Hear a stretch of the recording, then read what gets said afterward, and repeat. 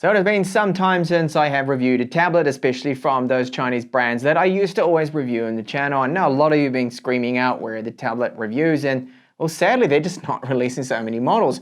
However, Alldocube, they have come out with this one, which is called the Neo X. Now, the Neo X is the successor to the X. This has the same screen, it's a 10.5-inch Super AMOLED panel from Samsung. So is this tablet just all about a great screen, having really a premium screen and a budget tablet? It's selling for about $229 US. That's just the tablet itself. You can also get the optional keyboard, which I will show you in this review. So this is what you'll find in the box. We've got a Qualcomm Quick Charge 3 charger, so it will take just over 2 hours to fully charge it. I'll let you know the exact time later on in the review. Got a Type-C to USB cable, SIM tray tool, so it does take 2 nano SIMs, dual SIM, or micro SD card and nano SIM, and there is a user guide. And I also wanted to point out the tablet does come with a pre-applied screen protector. The Neo X is 8mm thin, which is not bad at all, so it is a thin tablet. Now the rear housing is an alloy unibody, the top here is plastic, so we do have a 3.5mm headphone jack, side-firing loudspeaker on both the sides, but here on the left we've got the Type-C, so there is no video output with this one. SIM tray slot. Down the bottom, there's our Pogo port pin connectors. That is for the keyboard, which I will show you shortly. There's a couple of holes there for the 2 stays. And this back here with the Alldocube lettering there in Chinese. Alloy.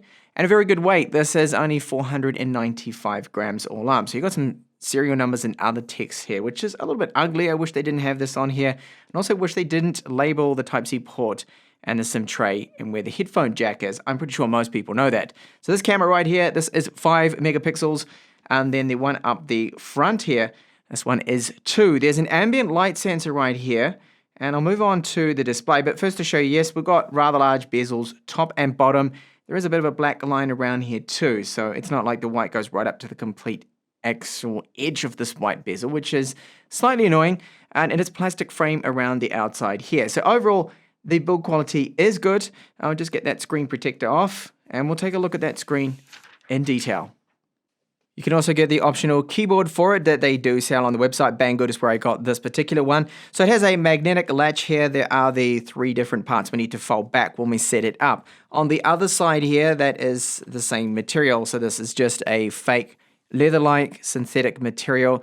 It doesn't feel too bad. It's in a grayish kind of color.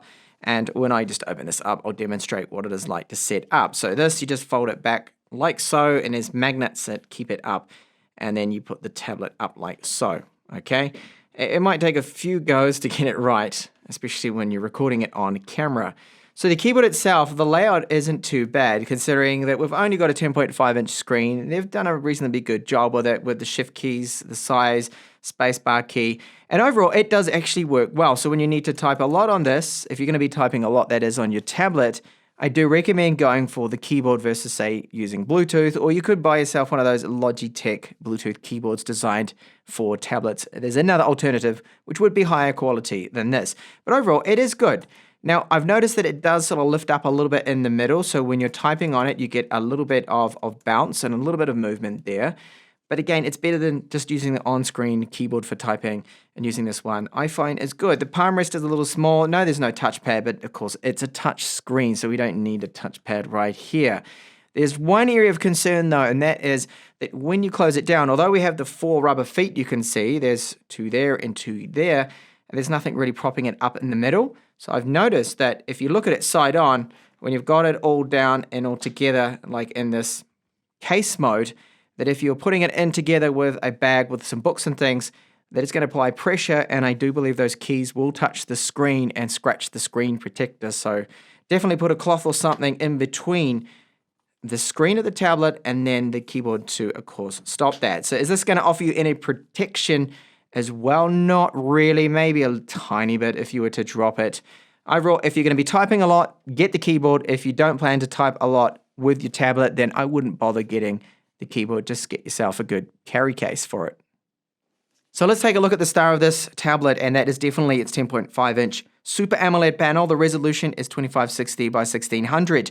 Now, there is a bit of a flaw with this, and it's not a hardware flaw. This panel does look very good on my unit. I'm not seeing any hardware problems at all. It does not seem like a second that has been rejected from Samsung that didn't go into one of their Tab 6s, the Galaxy Tab S6 happens to use this exact same Super AMOLED panel. Now I'm measuring maximum brightness with this one. I am seeing about 400 nits, close to 400 nits, and it is a very nice screen. Deep blacks being the AMOLED. Touch response for me is good. I'm not having any issues with it. You can see there how deep those blacks are. I'm trying to capture it here as best as I can. You may see a little bit of like cross-hatching on the screen that is happening, and that's just on camera there. Now I do notice that at lower brightness settings, it will actually flicker. Now I've got a filter on at the moment. You can see that terrible flicker there, pulse width modulation flicker. I don't see it with my eyes, but others may. Now there's options here, of course, for eye shield mode that just turns off the blue light or dims it down to more of a yellow. Reading mode, so black and white. So all of that is in there. And the lowest brightness setting is also very good. So that's all great, but just missing the white balance is an error. So I have to use, because in the settings, there's just nothing there under display. Nothing at all for white balance, tweaking, our color. Real disappointment that they've done this for a second time around Cube. So I have to use a third-party app for that, and that is called this one right here. It is Screen Balance. There's a way to get around this issue, so you can use this and then correct really the color of it. So it won't be such a warm white. You can make it more of a neutral white or cooler white, whatever is your personal preference. So all up, a very decent screen. Yes, the bezels top and bottom are big. They're massive. For 2020 standards.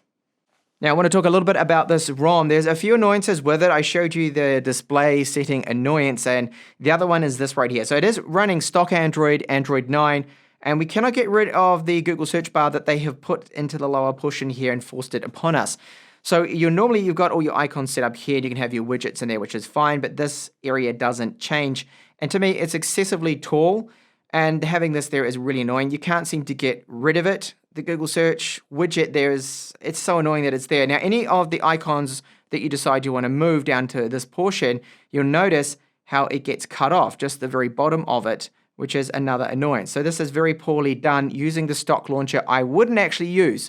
I highly recommend installing Nova Launcher to fix this issue, and then you've got their launcher on it. It actually seems to perform a little bit better as well. I've just recently uninstalled it because I want to keep it stock here for this review. So that means that the performance, yes, I think because it's stock Android, it does make it reasonably good. It's not bad at all, and the Snapdragon, even though it's just the 660, it does perform reasonably well with 4 gigabytes of RAM. It's no speed demon, as you see later on with benchmarks and everything else. That I will also show you now that I'll get onto. Now, I haven't seen any other bugs. It's just that bug there with the lack of our display settings, and then the bug with the widget there that you fix. Just use Nova Launcher for your launcher. So it does have Widevine level 3 cert, unfortunately, and I was expecting this because the last model had it too. So that means Netflix, Amazon Prime Video, and anything else that's streaming video is going to be stuck in standard definition. Slightly annoying. You get just over 50 gigabytes free on the storage with this, and when you first use it, you are going to see just a couple of bloatware applications. As mentioned, it's stock Android 9. They've got their own little icon app here, but it's actually just a shortcut to their website, so it's not really bloat, but it's a shortcut that shouldn't be there at least.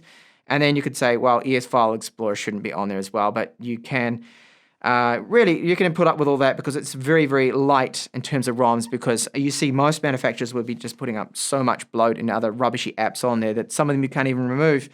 So in that regard, it is actually quite good. So I'll get onto some of the benchmarks and performance figures. First up, the wireless speed. So this one can achieve just over 400 megabits per second when you're close to the router, which is fine. Now, my furthest position away, which I always test with the phones and tablets that I review in the channel, it does okay in terms of signal strength, but the speed is only about 60 megabits per second, and I like to see at least over 100. So when you're quite far away from your router, you will notice that the speeds significantly drop off, and it does become a little bit slow at downloading. Now, GPS is on board this, so hardware GPS, which is great, but it doesn't have a hardware compass on board. So it's okay for navigation, it's just the compass does aid when you turn corners and things, and it just makes it work a little bit better there. It doesn't see a huge amount of satellites, but overall it is working fine. The accuracy will be at 3 meters. So the storage speeds of this one here, we've got eMMC 4.5 spec, I believe, and it's not super quick, as you can see, but this is not going to be bottlenecking the system at all with these, even though that random write is quite low. So yes, installing apps may be a little bit slower than your typical phone or tablet, but it shouldn't bottleneck it. This is probably some of the areas where it does feel a little bit slower. Running Antutu's benchmark, you can see from this score getting under 200,000 that yes, this is low end. It is a dated chip here. So it's great that yes, Alldocube swapped over to using Qualcomm, but I feel they should have gone with something like the 730 or the 720. Snapdragon would have been, I think, better, but that would have pushed the price up possibly then too. Geekbench 5 score also reflects how low end this particular chip is nowadays, with its 4 cores, well, 8 cores in total, but it is, old, dated. Charging time. So the charging time will be, you can see marked right here, 125 minutes to fully charge the 7,700 milliamp hour battery. And I'm getting some flicker on screen here, but trust me, that is only with the camera that's happening at the moment I'm seeing this. This is a very hard screen, AMOLEDs, to capture on camera really good. Now the battery life, I'm able to get here, this was 7 hours and 23 minutes when it got right down to 3%, and that was a good 5.5 hours of gaming.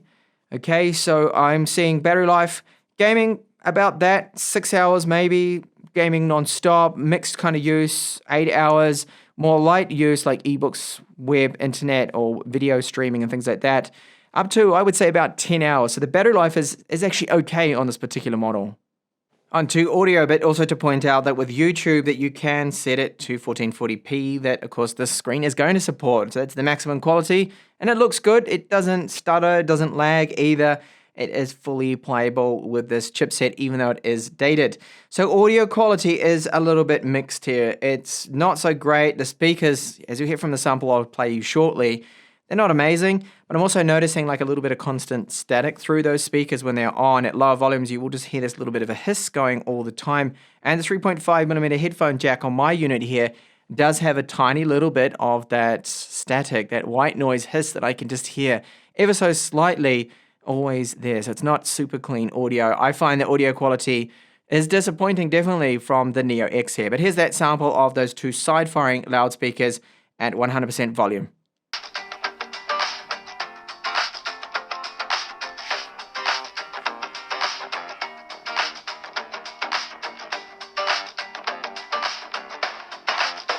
Now, eBooks on this particular screen do look very good because, well, we've got that resolution, 2560 by 1600, means it is sharp. It's a quality AMOLED panel that's in this as well, and I do like the look of reading on this. Is not a problem.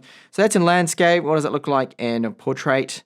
Flip it around. Just as good, and because it's only about 500 grams, it's not bad at all holding this particular tablet for long periods, reading your favorite ebooks. So large PDF files, they do look good on this screen. And you can see I was just zoomed in before. Now, when you do scroll ahead quite quickly like that, it can sometimes take a little bit to catch up if it is a very large PDF file. So I'm just going to zoom into that text again so you can see it looks very good. And here the touch response is fine. But one thing I've noticed that when you're in different applications, it is very hard to swipe down our toggles. So if you wanted that reading mode, I mean, look at this. Come on. Swiping. I want the reading mode. I don't want the apps built-in reading mode. I want it from the ROM. I mean, this is ridiculous. There we go. I can finally bring that down. I can go along here now, hit reading mode, and I want the eye shield mode, so that's removing the blue light. But that was an effort to just get that triggered, that gesture to swipe down and see that. There we go. Again, I can do it. And it shouldn't be like that. It's just the way the ROM is, which is a slight annoyance.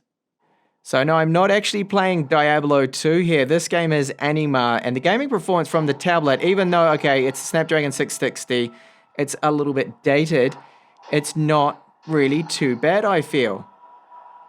These older titles, well, this actually isn't an old title, but lighter engine titles, it plays just fine, and I don't get any serious lag or anything that is going to kill me. Now, if you are a big Diablo fan, by the way, I wanted to mention that this game is surprisingly good. It is probably the best Diablo clone that you can get right now. It's called Anima. Now, when you look at other games that do, demand a little bit more from the GPU, you notice that the performance is a little bit more sluggish at times. You can get a little bit of lag and frame dips. This is Shadowgun Legends, by the way. So run this one on the lowest settings, and it is still playable. So it can play all the games out there, just you really do have to lower those settings to get what I would call a more playable, smooth, and fluid frame rate. Here's a sample of the front webcam. So if I stop talking, you can hear this constant hissing noise, or maybe it's the speakers on the tablet itself. I can hear like a hiss coming through. Now the frame rate here, this is 1080p. It doesn't seem to be 30 frames per second. It's more like 20 or something. And overall, I think this quality it's average. It's going to be all right for, say, WhatsApp or Skype. Now, yes, you can use WhatsApp with this one because it does have a SIM tray in there. So you can use it like a mobile phone apps as well. So for your voice chat, voice call apps, it's okay, average quality. So this is definitely not a perfect tablet. I mean, I could have almost reviewed this tablet with my eyes closed because I have reviewed so many of them from China and they don't really seem to improve in certain areas. The speakers, poor speakers, there's a little bit of static and hiss over it. And then we have, okay, no wideband level, one cert. I definitely expected that to be there, to be present. It's good that we've got Android 9. We're not still stuck on Android 8, but Android 9, it is kind of old now too. We should have Android 10 with this particular model. Now, the screen is fantastic. It is a very good screen in my unit right here.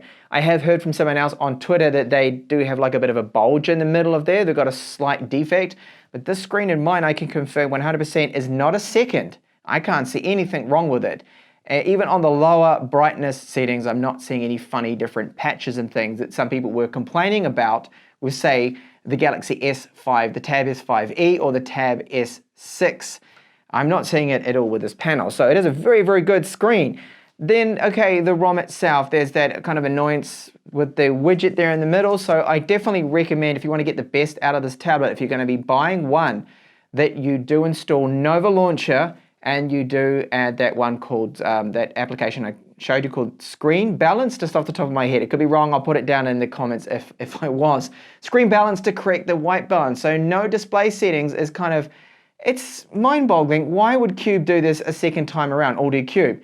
The first model, they give us a brilliant, fantastic, premium AMOLED display, but then they don't give us any controls in the ROM to adjust the color of it. It's just crazy, it's silly. Luckily we have those third-party apps that can get around that particular problem. Now the performance is, yeah, dated chip, it's not amazing. Now I think it's overall pretty snappy and quick. It's great having 4G support, dual SIM, you can place voice calls. That's good, and I have done a voice call test with this, and it's like a phone. If you answer a call, it will be on speakerphone until you plug in a headset, and that's just the way it is with a tablet, of course. Now the keyboard, it is actually all right to type on. Do I recommend getting it only if you're going to be typing a lot and you really do want to have a keyboard? Because overall, I mean, it's a nice, decent package when you fold it all up, and it just adds to the value of it. But really, if you're not going to be typing a lot, I would just invest in maybe a flip case for it, if there are ones out there, or get yourself just a decent pouch to put the tablet in. So overall, the Alldocube Neo X here, fantastic screen, and then build quality is okay, battery life 10 hours, it's just, there are those things that I pointed out. So make sure you're fully aware, if you're skipping to the end of my video here to see the pros and cons, please go back and check on some of the other things before you pull the trigger. You know the full story about this particular one here. And hopefully I will be reviewing more tablets in the channel. I really do want to see now a tablet from Alldocube, if they're watching this, or one of maybe TechTablets, one of the other manufacturers, with the MediaTek Dimensity 820 chipset. That in a tablet with this screen, and then fixing the wideband level cert and the other things that give us better speakers, they could really make a fantastic tablet for the money, I feel. So thanks for watching, and I'll see you in the next video.